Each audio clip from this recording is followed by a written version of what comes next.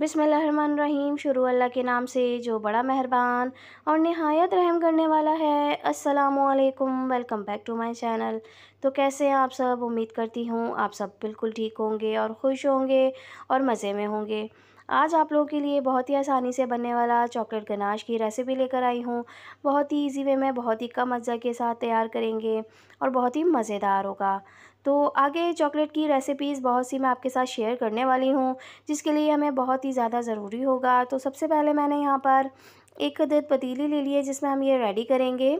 तो उसमें मैंने तकरीबन 1 कप के बराबर कोको पाउडर ऐड किया है। कोको पाउडर जब भी लें बहुत ही अच्छी ब्रांड का कोको पाउडर लीजिएगा, इससे बहुत अच्छा जो है गनाश तैयार होता है। बहुत अच्छा सा इसका टेक्सचर आता है और फ्लेवर चॉकलेटी होता है। तो यहाँ पर मैंने कोको पाउडर ऐड कर दिया। अब 2 टेबल स्पून यहाँ पर मैं कॉर्नफ्लोर के ऐड कर रही हूँ। तो यहाँ पर मैंने 2 टेबल स्पून कॉर्नफ्लोर इसमें ऐड कर दिया। तो यहाँ पर मैं अब तकरीबन चुटकी बराबर नमक ऐड करूँगी। तो ये देखिए, नमक से इसका फ्लेवर बहुत अच्छा हो जाता है। तो यहाँ पे मैंने नमक ऐड कर दिया है थोड़ा सा। अब यहाँ पर मैंने नमक ऐड करने के बाद इसमें तकरीबन हाफ़ कप के बराबर चीनी ऐड कर दिया है, शुगर ऐड करी है। तो ये देखिए, नॉर्मल शुगर है जो मैंने इसमें ऐड कर दी। अब इन तमाम चीज़ों को अच्छा सा मिक्स किया और यहाँ पे मैंने थोड़ा थोड़ा करके इसमें दूध ऐड करना शुरू कर दिया है। अच्छा सा इसका एक मिक्सचर तैयार करेंगे, कोई भी लम्स नहीं होना चाहिए।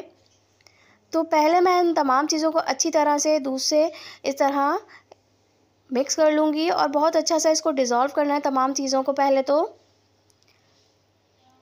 अच्छी तरह से तमाम चीज़ें मिक्स होंगी तो जब हम इसको पकाएंगे तो इसमें जो है गुठलियाँ नहीं बनने का डर होगा। अब यहाँ पर मैंने स्लो फ्लेम पर इसको पकाना शुरू कर दिया।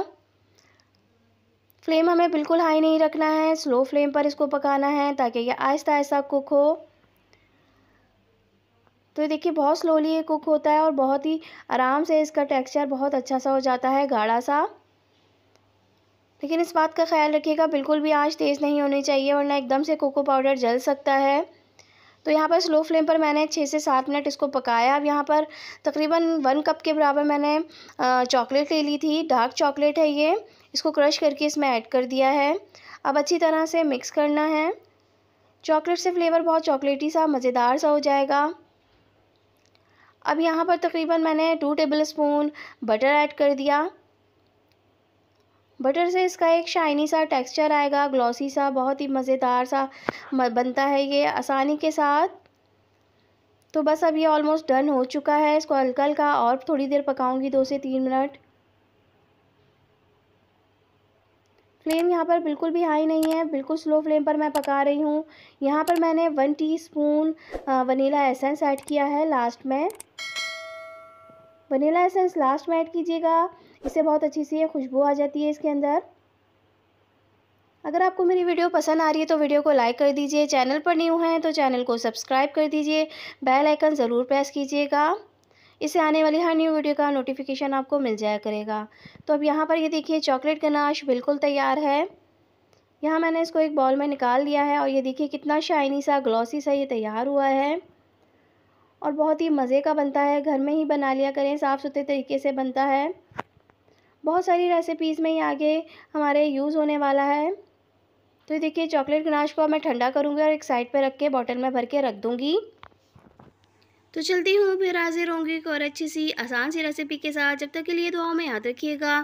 Thanks for watching. अल्लाह हाफिज़।